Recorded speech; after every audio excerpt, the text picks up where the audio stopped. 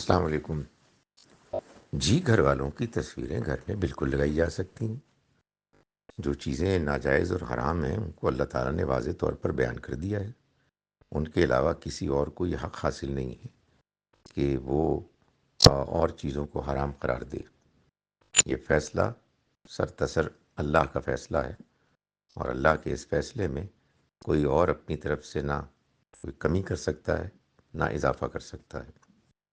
ہمارے ہاں یہ غلط فہمی کہ تصویر بنانا، تصویر لگانا ناجائز ہے، اس وجہ سے پیدا ہوئی کہ لوگوں نے حدیث میں تصویر کے بارے میں یہ بات پڑھی کہ اس کو برا کہا گیا ہے، تصویر بنانے والے کو، اور آخرت میں اس کا برا انجام بیان ہوا ہے۔ لیکن لوگوں نے اس بات پر غور نہیں کیا کہ وہ احادیث کے جن میں یہ باتیں بیان ہوئی ہیں، انہی احادیث میں یہ بات بھی بیان ہوئی ہے کہ یہ اصل میں وہ تصاویر ہیں کہ جن کو پوجا جاتا تھا، جن کے بارے میں یہ تصور تھا کہ ان کو پکارا جائے گا، ان کے ذریعے سے ان ہستیوں سے مانگا جائے گا کہ جن کی وہ تصویریں تھیں، تو وہ ہستیاں ان کے مانگنے پر جواب دیں گی۔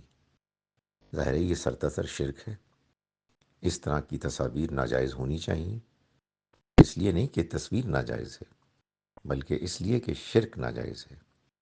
تو چونکہ ہمارے یہاں حدیثوں کے بارے میں یہ رویہ اختیار کیا گیا ہے کہ کوئی ایک حدیث بھی کوئی بات بیان کر دے تو بس وہ دین کا حکم بن جاتی ہے، حالانکہ بہت ایسا ہوتا ہے کہ احادیث میں بعض اوقات جو بات بیان ہوتی ہے، چونکہ وہ لوگوں سے ہم تک پہنچی ہوتی ہے، تو اس میں بعض چیزیں نامکمل ہوتی ہیں، ادھوری ہوتی ہیں۔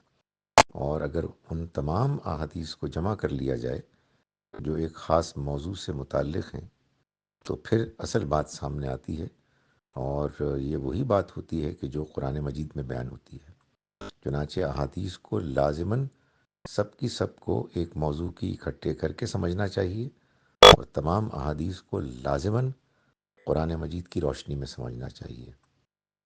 اور احادیث کے ذریعے سے بھی یہ بات واضح ہوتی ہے کہ جن تصاویر کو ناجائز قرار دیا گیا ہے وہ تصاویر ہیں کہ جو شرک کا ذریعہ بنتی تھی۔